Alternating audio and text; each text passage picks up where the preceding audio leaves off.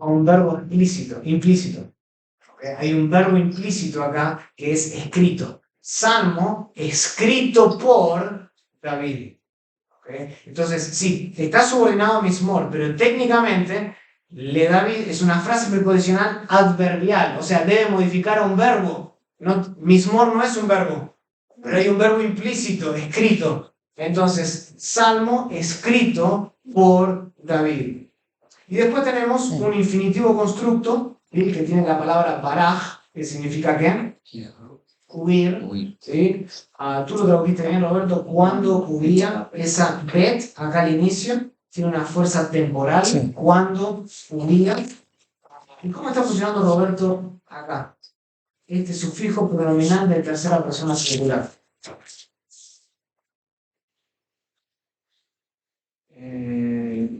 Estoy diciendo que cuando él huía. Entonces, ¿cómo está funcionando la oración? Si yo digo cuando él huía, ¿qué función cumple la oración? ¿Qué es él? Es el sujeto. Acá esto es claro, no sé si lo recuerdan en gramática de hebreo. En un infinitivo constructo, cuando hay un sufijo pronominal al final, funciona como el sujeto del verbo. ¿Okay? En un infinitivo constructo, cuando hay un sufijo pronominal al final, funciona como el sujeto del infinitivo. Porque el infinitivo necesita algún tipo de sujeto. ¿Okay? Porque eso es infinitivo, justamente. Le falta sujeto, le falta persona. Y el sufijo se la da. Cuando él huía de la presencia de Absalón, su hijo. ¿Okay? Y este relato lo encontramos en 2 Samuel capítulo 15 al 19. Sabemos que fue un suceso histórico real. Y el canon lo confirma. Noten acá otra frase preposicional, ¿sí? De la presencia de Absalón que está subordinada al verbo huir. ¿Sí? Otra vez lo modifica de manera adverbial. De la presencia, en este caso es locativa, cuando huía de la presencia de Absalón. Su hijo. Su hijo. ¿Cómo está funcionando Pedro? De no. ¿Y por qué lo puse separado así? Ajá, sí, la vez pasada. ¿Lo dije? Sí, no me recuerdo. No es elipsis. Aposición. Aposición. Sí, está en una relación aposicional. Aposición. Benó, su hijo, describe, ¿sí? Cualifica a Absalón. Okay, en este caso. ¿Sí? Cuando huía de Absalón, coma, es decir, hay que, como dicen en inglés, su hijo. Esa es la idea. Cualquiera de las dos cosas significa lo mismo. Absalón no tiene que estar para saber. O sea, puede estar cuando diga de su hijo. Podría haber estado ahí, pero yo creo. Buena pregunta. Porque el texto podría haber dicho simplemente esto. Salmo escrito por David cuando huía de la presencia de Absalón. Sin Benó. ¿Por qué dice Benó entonces? Porque es el hijo de David. No, por algo más. Por el Salmo capítulo 7, 2, versículo 7 y el Salmo 2, versículo 12. Para que se lea contextualmente. Que no es el ungido. ¿Ok? Que exactamente, este no es el ungido. Debería ser aquel, ¿sí? Debería ser de parte de la simiente el que debería sentarse, ¿dónde? En el trono, tal vez. El cumplimiento. Pero no lo es, está persiguiendo a su padre. ¿Ok? Entonces, acá claramente nosotros vemos a este Benó que fue añadido, ¿sí? En el texto justamente para que pueda ser leído contextualmente o canónicamente a la luz del Salmo también. Hay una relación, hay términos que se vuelven a repetir y que unen salmos unos con otros. Perdón, Sí. en el contexto de la época eso sería como irónico y hasta un poquito vergonzoso, ¿verdad? Porque Claro. En la cultura judía, o sea, la autoridad entre padre e hijo está bien marcada. Por supuesto, por supuesto. Versículo 2. ¿Quién lo Salmo 2, no, 3. Ahí. Pablo creo que era, ¿no? Sí. Este es el 2 en el texto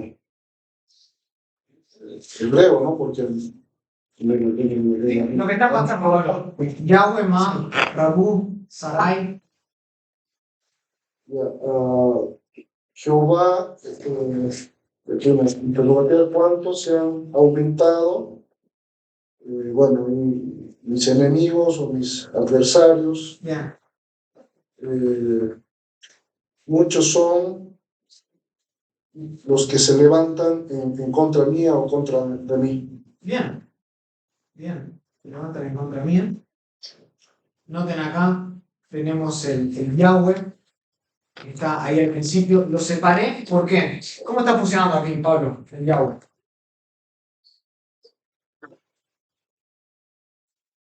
El Yahweh ¿Sí? es como vocativo. Es un vocativo, por eso es que está ahí separado, porque está invocando desde dirección, se está refiriendo a Jehová, está invocando el nombre de Jehová, Yahweh, ¿sí? Y después acá tenemos este interrogativo, ¿sí? Después tenemos el Rabin Kamim, y después tenemos este Alay, que es una frase preposicional, y por eso se la pongo acá, porque está subordinada a este participio, ¿sí? Y los que se levantan contra mí, en contra mío, ¿sí? Que esto no debería sorprendernos, porque de hecho apareció ya en el Salmo 2, versículo 1. ¿Se acuerdan? Con el 2.2, ¿se acuerdan acá? Contra Jehová, Y contra contra su su... Mesías, usa la misma preposición. Sí. ¿Sí? ¿Lo ven? El Sí. al y el al ahora vuelve a suceder de nuevo en el Salmo capítulo 3, versículo 2. ¿Sí? Contra mí. No, la misma preposición. Otra vez, esa conexión que hay entre los salmos, el ungido del 2 con el ungido del 3 y el hijo del ungido, que al parecer no es el ungido que va a ser el cumplimiento del Salmo 2. Hay todo este juego, esta conexión temática entre el Salmo 2 y el Salmo 3. Versículo 3. Yo. Juan. Yo. ¿Cómo? Pues bueno, yo. Ah, sí, Juan. Y yo no tengo que poner acá mis notas, ¿no? Después le doy la nota de uno a otro y... Ah, bueno. No se ve. Se salió otra vez.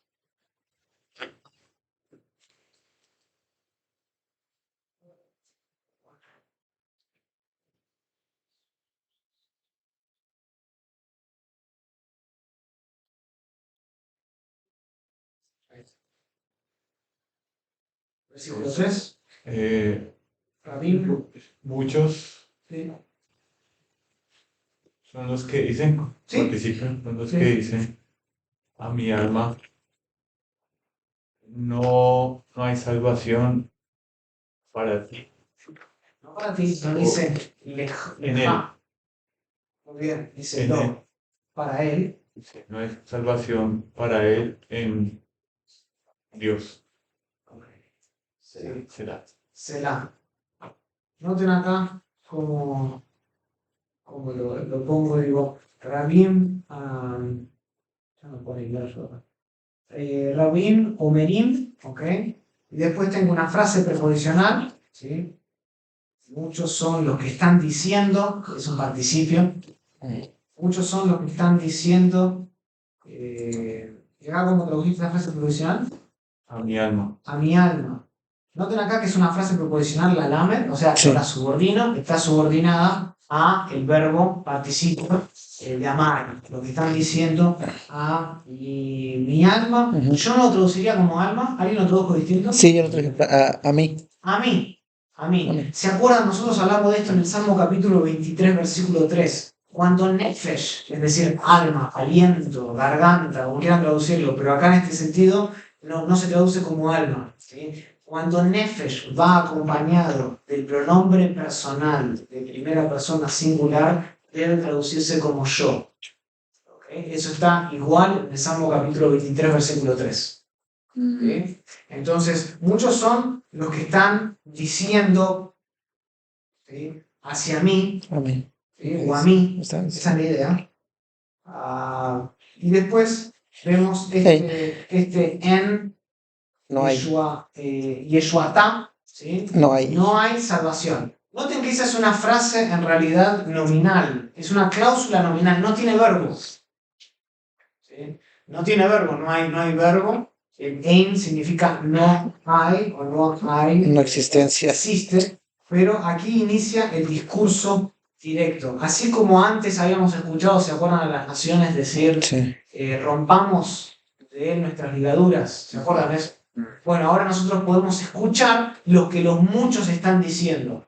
Los muchos están diciendo acerca de David, no hay salvación. Y después vemos este lo, otra frase preposicional, que está subordinada al verbo implícito hay, de manera adverbial. Y en este caso, ¿qué es lo que indica? No hay salvación para él. ¿Qué es lo que indica? No es suficiente solo decir que está subordinado de manera adverbial. Yo tengo que decir, ok, esa es su forma, pero ¿qué es lo que especifica más concretamente? No hay salvación para él. Una frase preposicional puede ser locativa, por ejemplo, pero esta no es locativa. Puede ser temporal, pero esta no es temporal. Esta frase preposicional indica desventaja. Desventaja. No hay salvación para él. Para él no hay salvación. Implica que para otros hay, ¿Cómo? que implica que para otros hay. Bueno, en el texto, claro, solo se está hablando acerca de David. Sí. Y después tenemos otra frase preposicional. ¿No te lo ven acá? Elohim. Que también está subordinada al verbo hay, anteriormente. Está jerárquicamente al mismo nivel de la frase preposicional anterior, lo. ¿Lo ven eso? Pero ¿cuál es la diferencia con esta?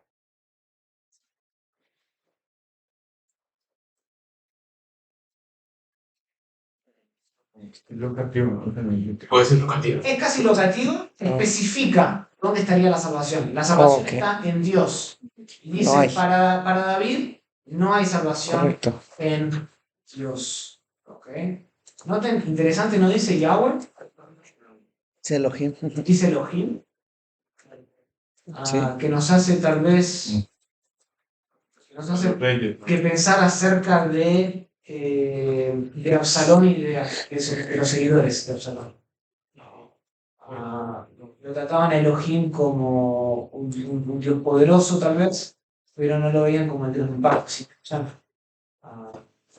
Tal vez por eso es que lo estaban persiguiendo. Ok. Tal vez que por eso estaban persiguiendo, diciéndole las promesas de 2 Samuel 7 no son tuyas. Ya. Es probable que a estas alturas estos muchos estaban sacando a relucir el pecado de David con Betsabé. Tal vez. ¿Okay? No sé. Es probable que tú te autodescualificaste. Ya Yahweh está muy lejos para ti. Ahora es Elohim. Y no hay ni siquiera salvación en Elohim para ti. Ahora yo voy a ocupar tu lugar. Estos son el tipo de cosas que quieren mirar en el texto. Después viene Selah, versículo 4. Yo. Yo, profe. No, mucho. Juan, el otro Juan. ¿Ah? Juan ¿qué? Ah, no. El 4. 4. Pero tú, Jehová, eres escudo, es sobre mí o alrededor de mí. Punto y coma. Mi gloria. Y el que tiene en alto o levanta en mi cabeza. ¿Cuál te juegas? Estás como la Septuaginta. Sí. Quizás porque es participio y el que tiene en alto. El que tiene en alto mi cabeza. O quien levanta mi cabeza. Te van a ayudar. Sí, ya, ok. Bien, versículo 4. Solo estamos jerarquizando el texto, todavía no estamos viendo las figuras literarias, ¿ok? No estamos ni siquiera interpretando el texto, solo estamos viendo qué está subordinado a qué. Dice Beatá, ¿sí? Beatá, pero tú, Beatá, ¿puedes hablar un poquito de eso, Juan? ¿Contractivo? Es contractivo, una va más un no verbo, en este caso un pronombre personal independiente de segunda persona singular, pero tú. Y después tenemos Yahweh. ¿Cómo está funcionando aquí Yahweh, Juan? Y como más vocativo, quizás está como expresándose, Sí, dirigiéndose. excelente. Es otra vez, tiene el mismo uso que este en el versículo 2. Lo van a ver, Yahweh se repite varias veces. Varias veces. Pero tú, Yahweh, ¿ok? Interesante. David lo llama Yahweh en el versículo 2, David lo llama Yahweh en el versículo 3, pero los enemigos lo llaman Elohim. ¿No? ¿Ven eso? Ese es el tipo de juegos y contrastes que quieren ver. ¿Ok? Pero tú, Yahweh, eres escudo, Magen. Noten que aquí Magen, ese sustantivo, está funcionando como llamamos un predicativo nominativo. ¿Ok? Noten que el verbo no está, el verbo ser está implícito. Es un predicativo nominativo. ¿Ok? Y Magen, ¿alguien sabe acerca de este escudo? Era como redondo. Era redondo. Hay dos tipos de escudos en la antigüedad. Hay otra palabra en hebreo. Magen se refiere a un tipo de escudo redondo.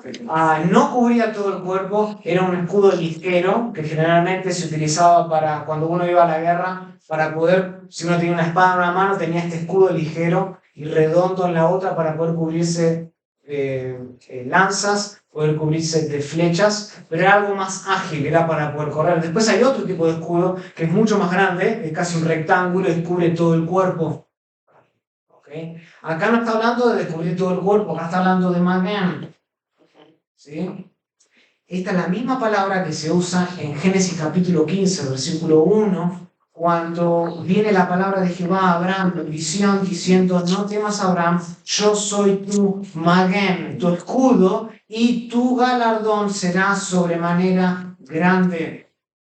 Es la misma palabra. De hecho, en el 14, 17, 20, cuando volvía de la derrota de Kedorlaomer y de los reyes que con él estaban, salió el rey de Sodoma a recibirlo al valle de Sabé, que es el valle del rey. Entonces Melquisedec, rey de Salem y sacerdote del Dios Altísimo, sacó pan y vino y le dijo diciendo: bendito sea Abraham del Dios Altísimo, creador de los cielos y la tierra, y bendito sea el Dios Altísimo que entregó sus enemigos en tus manos y le dio a Abraham los diezmos de todo a Melquisedec. No, termina la guerra, Melquisedec viene y bendice a Abraham, específicamente al Dios del Altísimo. ¿Por qué? Porque Dios del Altísimo le entregó los enemigos en las manos de ¿quién? De Abraham. Y después dice que la visión, en el versículo 1 del 15, dice: viene la visión en la noche y dice: no temas, Abraham, yo soy tu Magen, yo soy tu escudo, y tu galardón será sobremanera. O sea, conquistarás en la medida que yo estoy contigo. Esa es la idea. Es la misma palabra que se usa acá. ¿Okay? Pero noten la diferencia. Y la diferencia está en la frase preposicional. Porque un escudo ordinario de aquella época, redondito, solo cubre una parte. Pero este Magen, ¿qué cubre? Todo, ¿no? Todo. Todo. Dice: pero tú, Jehová, eres escudo, ¿a dónde? Alrededor. Yo traduje. Alrededor, no es tanto en, sino alrededor, ¿ok? Sí, alrededor. Aunque este es el escudo pequeño para correr, noten que aquí se rompe la metáfora, y la metáfora es explícita en decirnos: cubre todas las partes del cuerpo Sí. de David, está con él. Así como cubrió y ayudó a Abraham, el primer gran padre, ahora está con él también. Y probablemente esta palabra, este Magen, lo llevó a David a recordar Génesis capítulo 15. Y noten después: tú eres Magen, y noten, no solo Jehová es Magen, sino que Jehová es mi gloria y es el que levanta Mi cabeza. mi cabeza. Acá, ¿sabes qué? Me olvidé de... Hay una parte que no la puse, el participio. ¿Dónde está?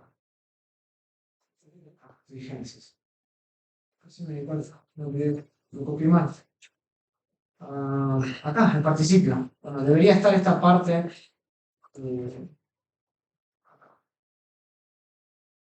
Bueno, después lo hago. El participio debería estar acá. El que levanta mi cabeza. Noten que tiene la misma función predicativa de Magen. Él es el escudo, él es mi gloria y él es el que levanta mi cabeza. 3 descripciones de quién es Jehová. Ahí ya tienen un sermón. ¿Okay? Fácil. En un sermón tú irías a las referencias ¿Intersexuales? cruzadas. Sí, Sí, claro que sí. Creo que está Lucas ahí, Sí. nada más estoy viendo aquí cuando esa palabra dice que related words está jardín, ¿tiene algo que ver o Ajá. sí? ¿Con quién? Con Mami. Con Maguen. No tendría que verlo. Si están tal vez relacionadas. Algunas consonantes repiten, pero no, Ok. no sé. Tendría que verlo. Versículo 5. ¿Quién Voy. hace el versículo 5? Voy, profesor. Bueno, yo lo hago. Puedo, Avisa ahí, avisa ahí. No peleen. Versículo- Sí, No nos peleamos, sin pelear. Versículo 5. versículo 5. Con mi voz clamé a Jehová, o con mi voz clamo a Jehová, y él me responde desde su monte santo, Selah. Noten acá, tenemos el análisis.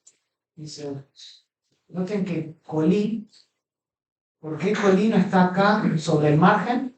Está acá porque está subordinado. ¿A qué está subordinado Colí? Al que le responde y le escucha. Al verbo cará, lo ven acá. Responderá. Con mi voz Ujú. clamé o clamo. Noten que aquí este sustantivo, aunque no es una frase preposicional, está subordinado al verbo y lo modifica de manera adverbial. ¿De qué manera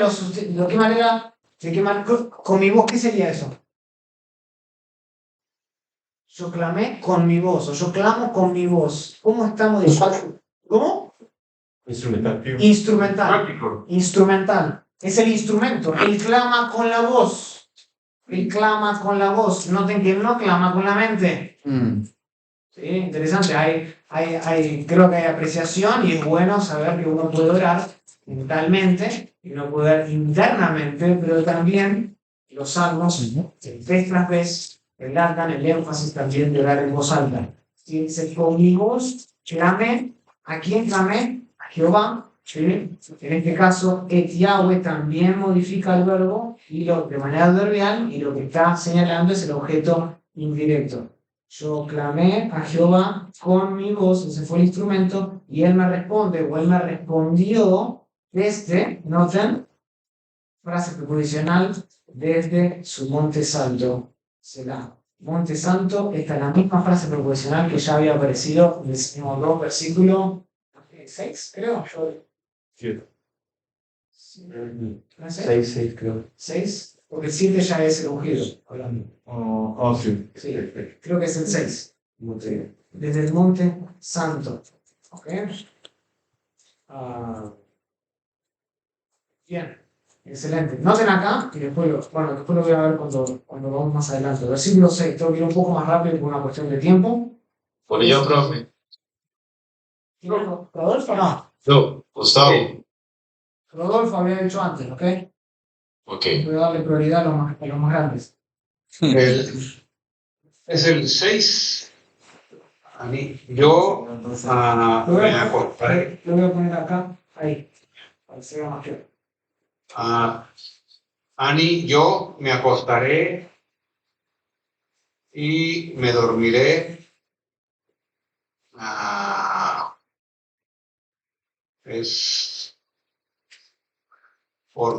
Yo me acostaré, me dormiré y me levantaré, porque Jehová me sustentará. Amén.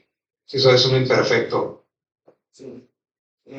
Nota, este lo trajiste como imperfecto y todo lo trajiste como futuro.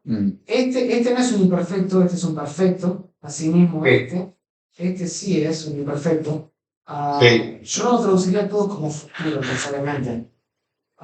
O yo lo traduzco como un pasado o como un presente. ¿Sí? Yo me acuesto y duermo y me levanto porque Jehová me sustenta. Esa es la idea más del imperfecto. Pero no lo traduciría tanto como un futuro, no creo que haya nada en el texto que nos diga específicamente con el primero y el tercer verbo que tenga que ser traducido con una noción futura, con un matiz futuro. Pero después todo lo otro está bien. Noten, yo mismo, ¿sí?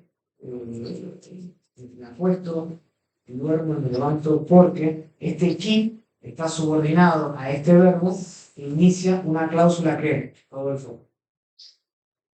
¿Cuál? ¿Qué? Este ki. ¿Por qué está subordinado al verbo? Me levanto o me despierto porque... ¿Eso es explicativa? Sí, es causal explicativa. ¿Está dando la razón? Exacto, es similar a la del Salmo 23, versículo 4, que habíamos visto también. Esta es la razón por la que él se levanta, porque Jehová lo sustenta. Noten otra vez la mención de Jehová. ¿Ya van cuántas? 4, ¿no? Versículo 2, versículo 4, versículo 5, versículo 6. ¿Sí? 4 veces. Bien, próximo versículo, el 7. Pues yo. Gustavo.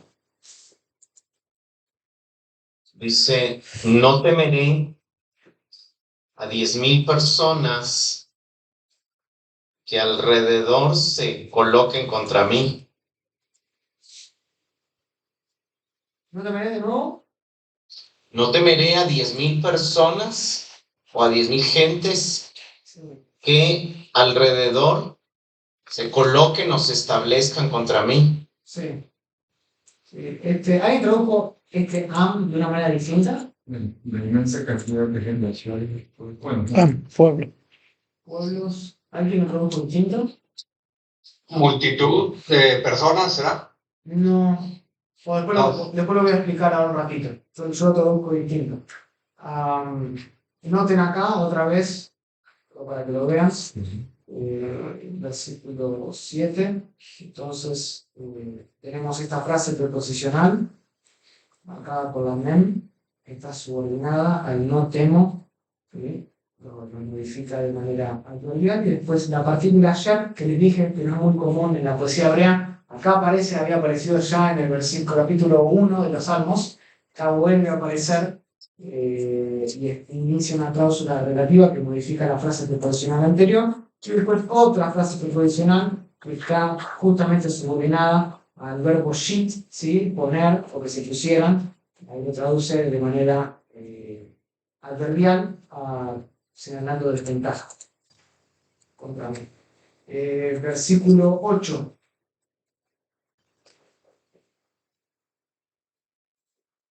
El 8.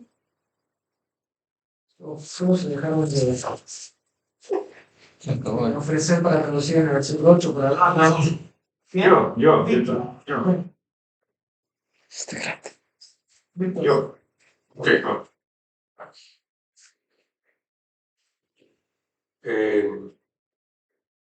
Levántate, Jehová, levántate, Jehová, y libera mi Dios, porque tú golpeas a mis enemigos en su quijada o en su quijada. No te olvides el col.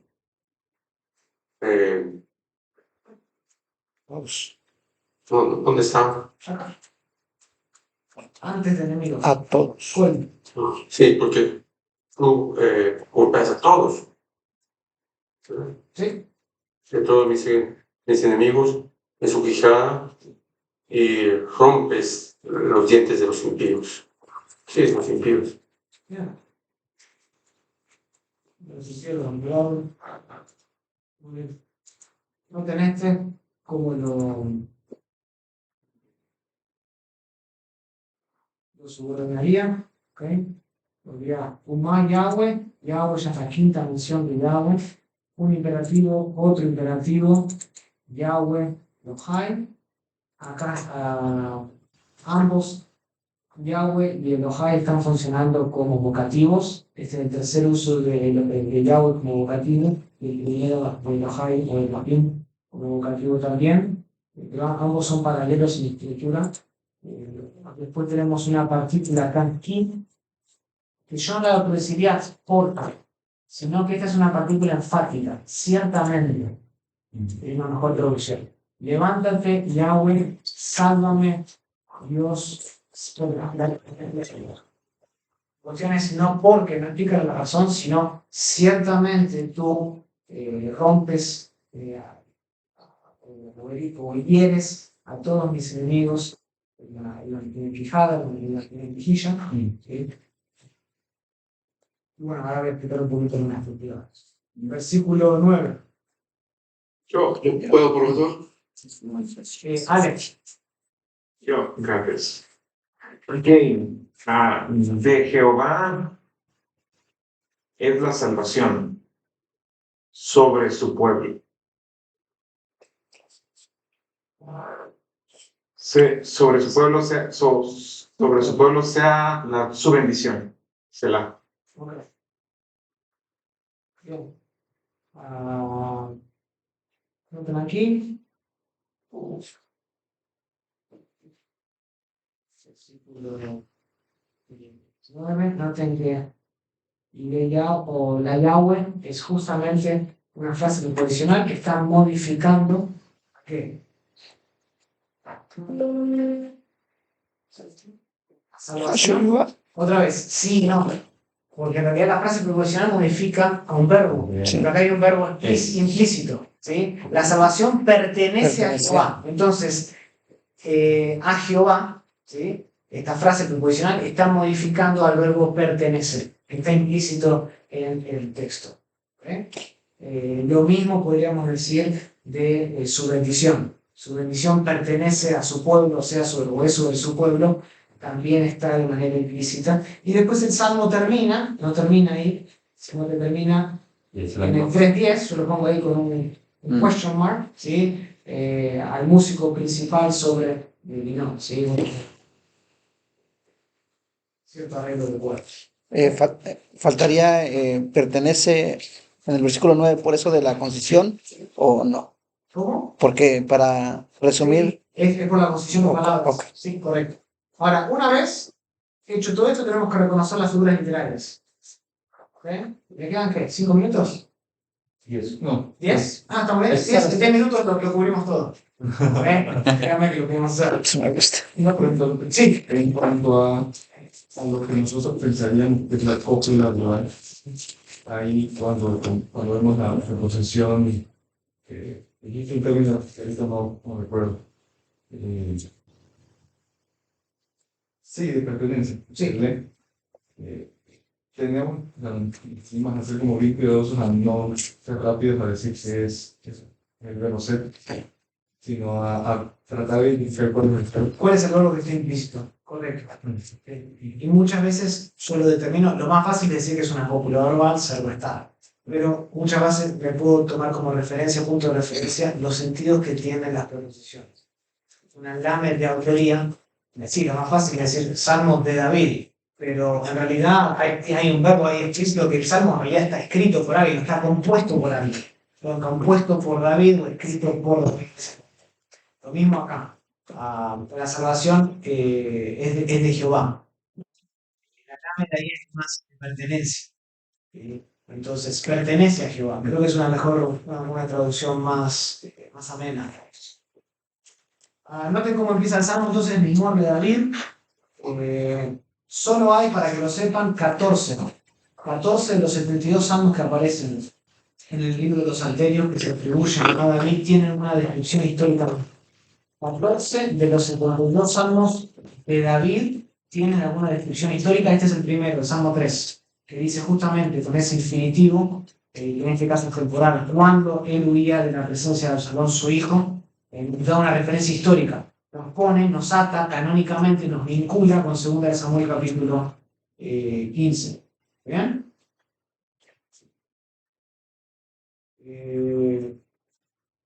Noten acá, ya en el versículo 2 del Salmo 3.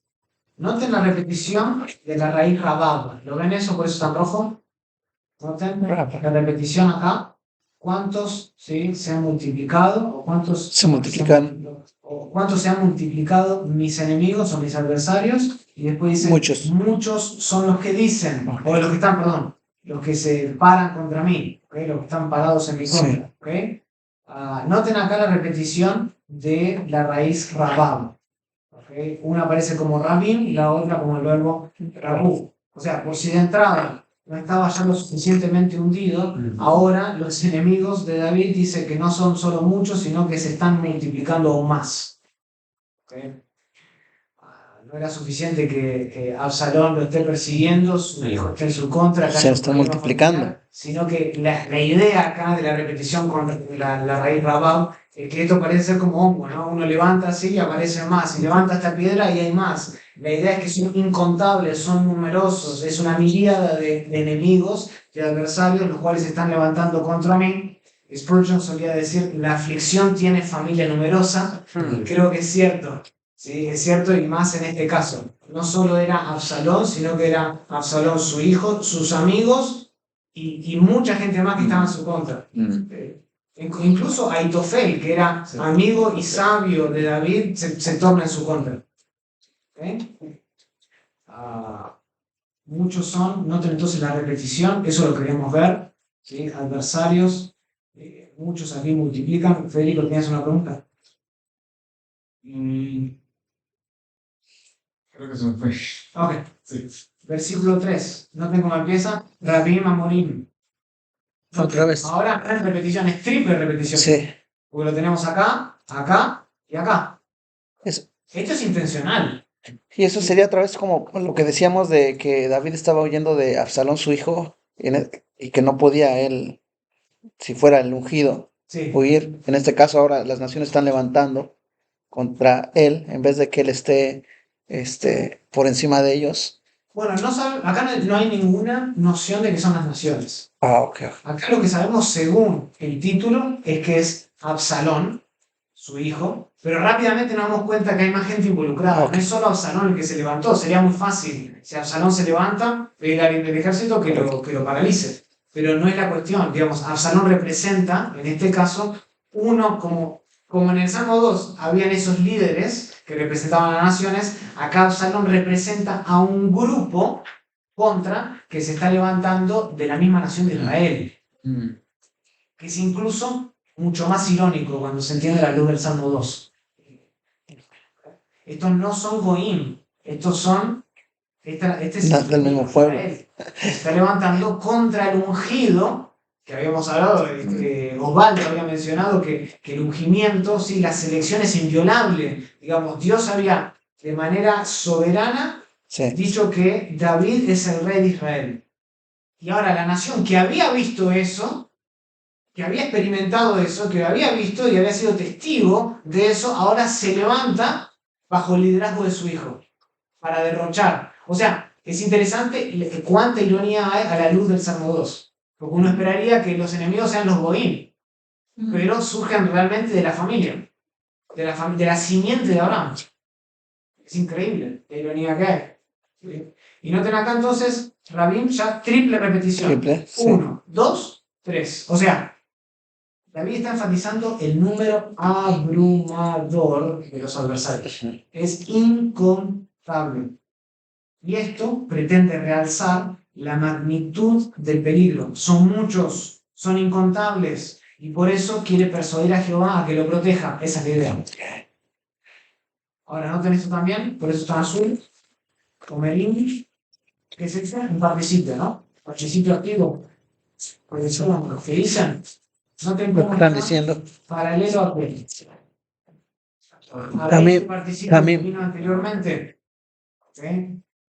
Los que están parados, Están levantando. los que están levantados.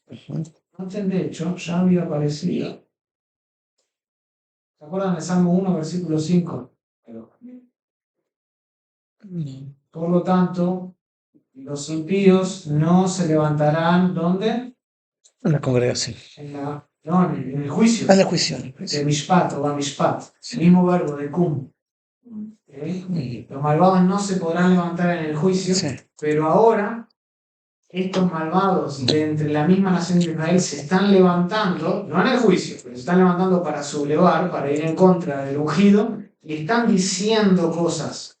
Ambos, porque son participios activos, denotan acciones características de los adversarios. Si algo que caracteriza a Absalón y sus secuaces son que se están levantando en contra de David y son que están hablando, usan la palabra para lisonjear, ¿okay? Para engañar. O sea, la idea es que estas son sus características. La batalla, por así decirlo, está en progreso, está en marcha. Esto es lo que está aconteciendo ya. Sí. ¿Ok? No es que están tramando, como en el Salmo 2, versículo 1, hacer algo. Y ya No, están. no, esto ya está en marcha. Están hablando, están ya levantándose. ¿Se Están entiende la diciéndose, diferencia? sí. ¿Sí? Y están diciendo, no hay salvación. Sí. Mi pregunta tiene que ver con el uso del participio. ¿Hasta qué punto es recomendable identificar una continuidad? Por ejemplo, muchos son los que se están levantando. O sea, en contraste con muchos son los que se levantan. ¿O ambas tú crees que comunican continuidad? Yo creo que ambas comunican algún tipo de continuidad o un aspecto de actividad característica, un progreso. Sí. Ambas lo comunican, por eso está el participio. De lo contrario, hubiese utilizado el perfecto o el imperfecto. Pero él quiere caracterizar, él quiere mostrar una acción, algo de ser, que mostrar qué es lo que está pasando, desarrollándose. Están levantando, o se levantan, están diciendo, o son los que dicen, no hay Yeshuatá, no hay salvación. Y salvación acá tiene el sentido de liberación, de llevar a un lugar amplio, es lo opuesto a tzar, ¿sí? Es lo opuesto a zar, que zar significa angosto, estrechez, ¿sí? David se siente como si está en un lugar estrecho, en un lugar angosto, y necesita la liberación de parte de Jehová, porque está rodeado literalmente de muchos y muchos adversarios que se están levantando en su contra. Y lo están lastimando con palabras. Noten que no lo están lastimando tanto con flechas, con espadas. Su principal arma, ¿cuál es? La boca. Sí. La boca. La boca. Y lo peor que pueden decir es que no hay salvación. No hay salvación.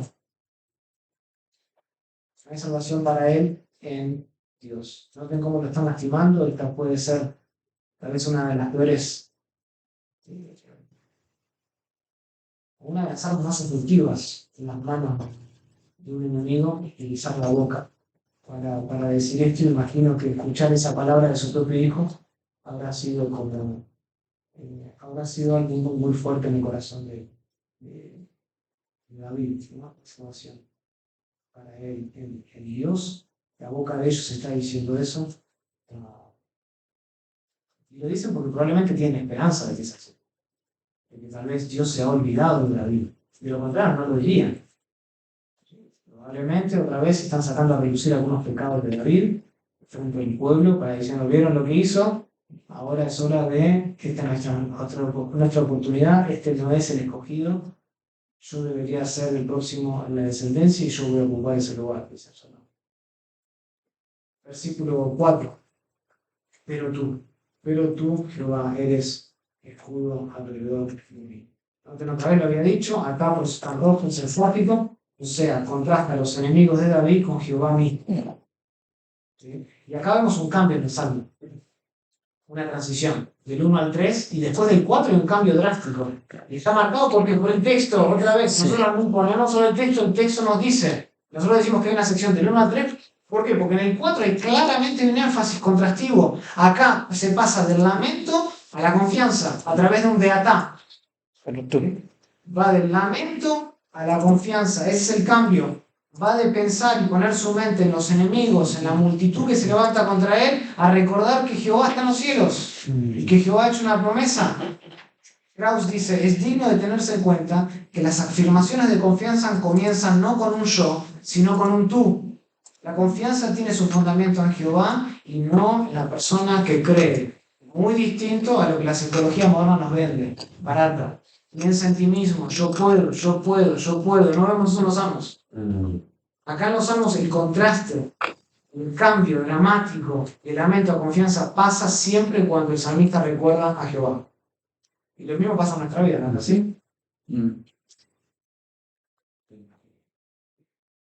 Acá vemos que Dios es la defensa de David, Dios es la gloria de David y Dios es el gozo de David, el que levanta la cabeza. Hermosa, hermosa imagen. Versículo 5. ¿Noten esto? Noten cómo las cláusulas siguen una disposición de órdenes inversos, es decir, un quiasmo, ¿sí? en donde tenemos a otra, con mi voz a Jehová llamé, y él contestó desde su santo monte. Noten, A, B, B', A'. ¿Cuál es el énfasis? Acá, el corazón. Clamó De y lo contrario, respondió. hubiese puesto esto al inicio del versículo. Pero no empieza con eso, empieza con la frase colín. ¿Sí? Con mi voz. Con mi voz a Jehová clamé o clamo y él me escucha. Y noten además que después de él me escucha, o después del clamar, viene él me escucha o él me escuchó. Eso es un vayectol. Es raro ver un vayectol en la poesía, no en la prosa. En la prosa es normal, ¿sí? Una consecuencia lógica. Pero en la poesía no lo vemos muy seguido. Entonces vemos esta secuencia de orar, clamar con voz y contestar. O sea, hay una secuencia de oración y respuesta.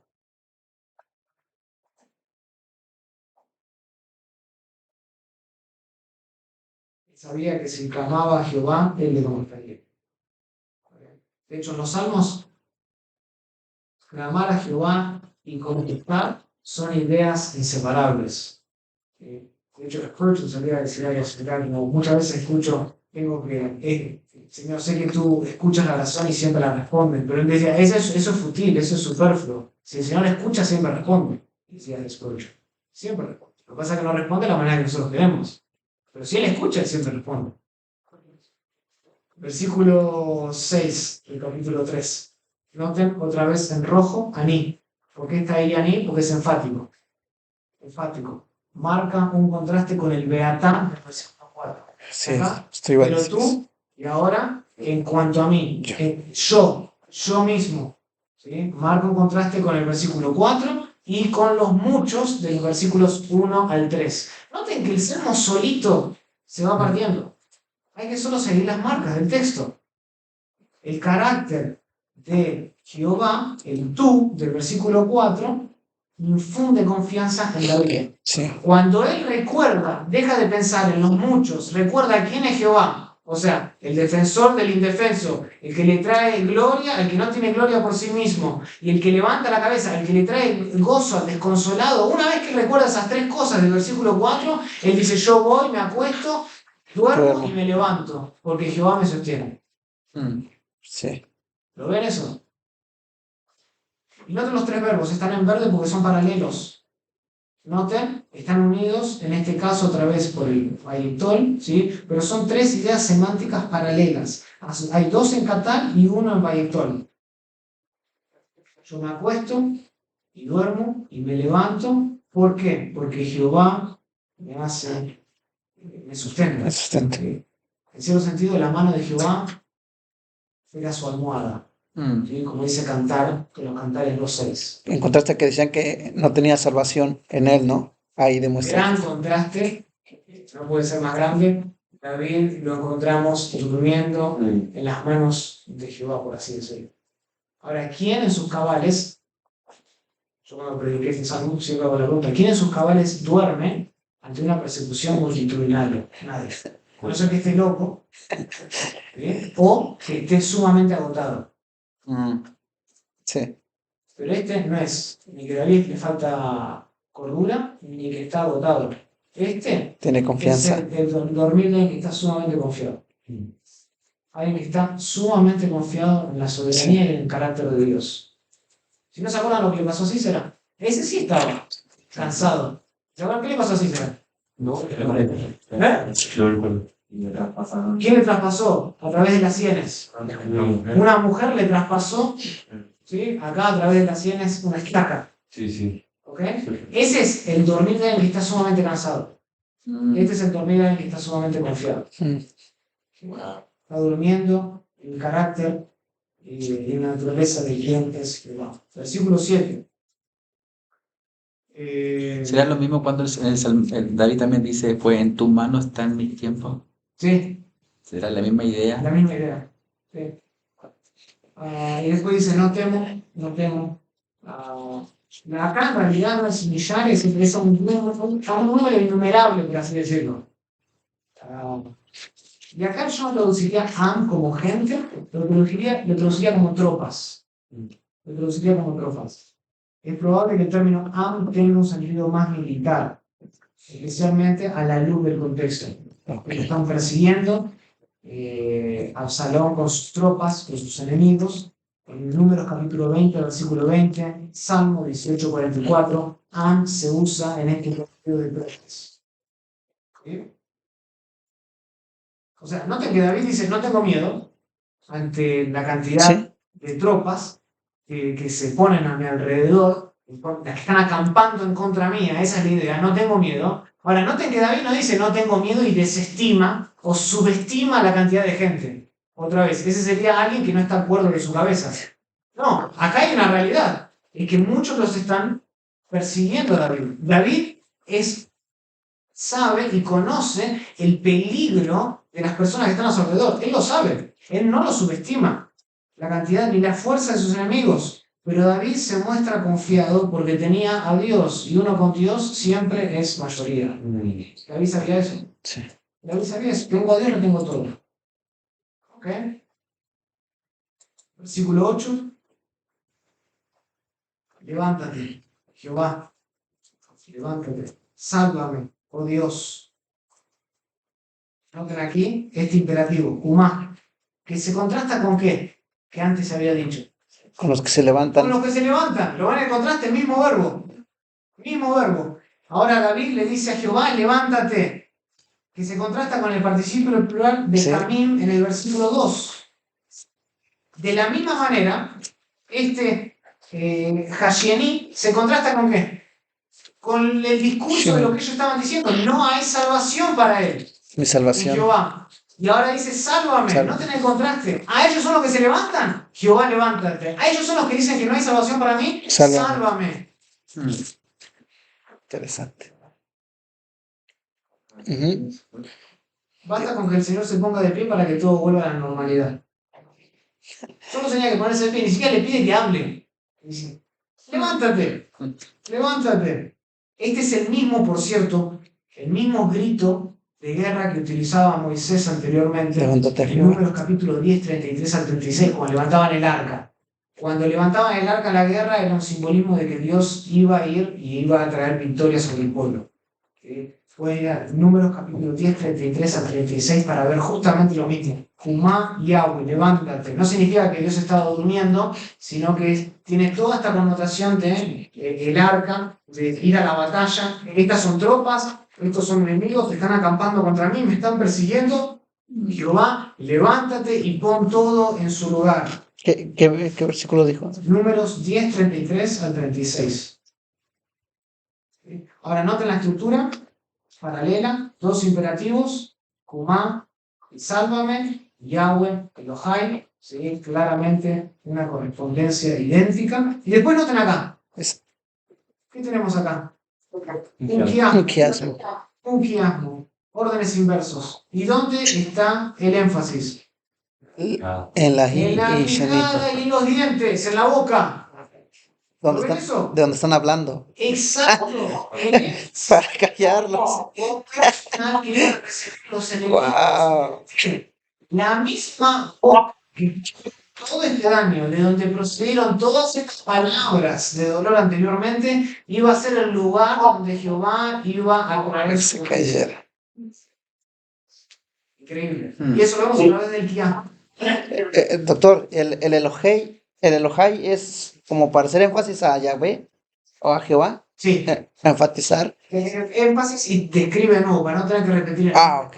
utiliza ahora Elohai, Perfecto. que es el mismo término Elohim. que ellos estaban utilizando. Elohim. ¿Se acuerdan que antes decía no hay salvación para él en Jehová? Y ahora dice sálvame, perdón, no hay salvación para él en Dios. Ahora dice Sálvame. sálvame Dios. Usa Dios las mismas mío. palabras que usan ellos y solo descansa, vuelve a dormir. ¿Ven eso? ¿Ven el contraste? Porque confía que Dios les va Wow. a romper la misma boca que estaba hablando palabras ignominiosas sobre él. Y noten que los enemigos se describen como que Rasheim, Los malvados. los malvados. Otra vez recuerdan el Salmo 1.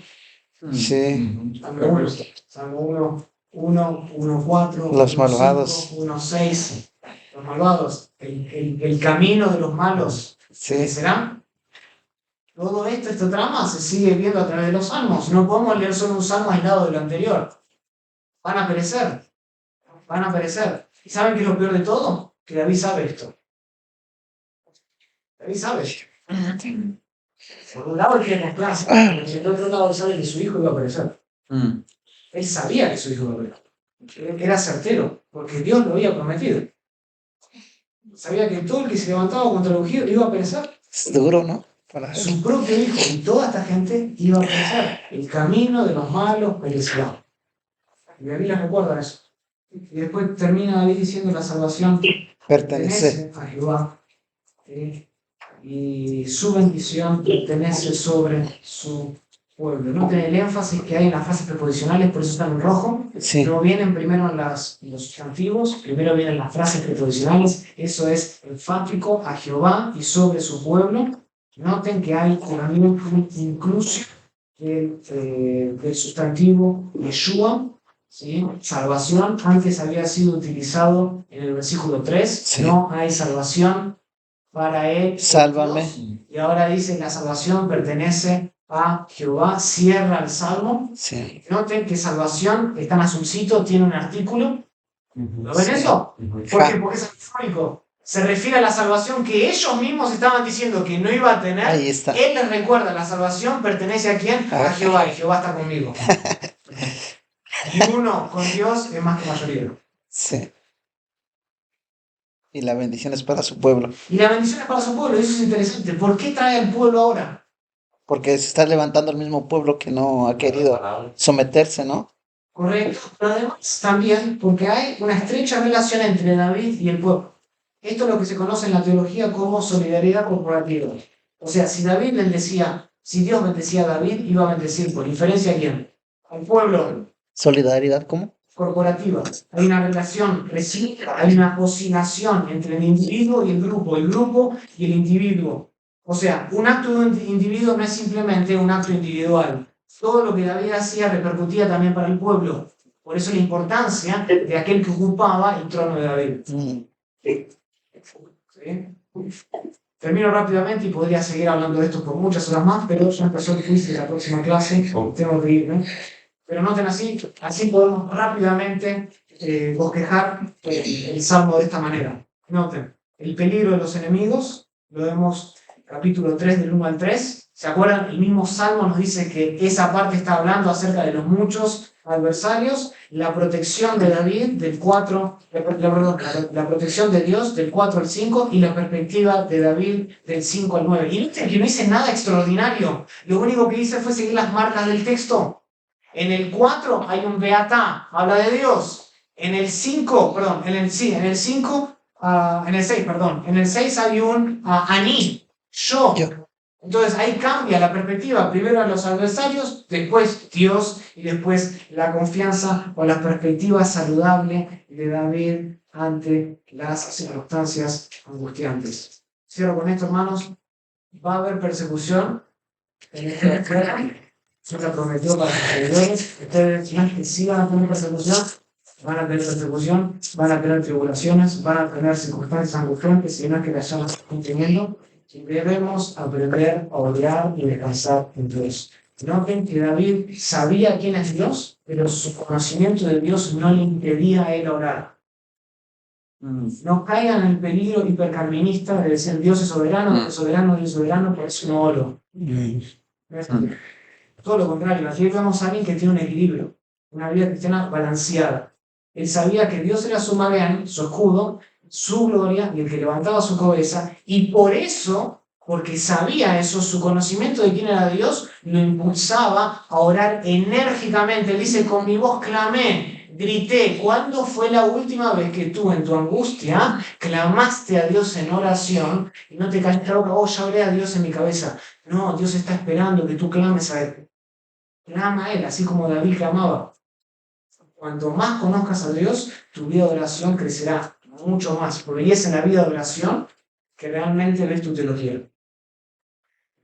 Es en la vida de oración, en tu clamor, cuando las papas queman, como decimos en Argentina, que uno ve realmente la teología que uno tiene.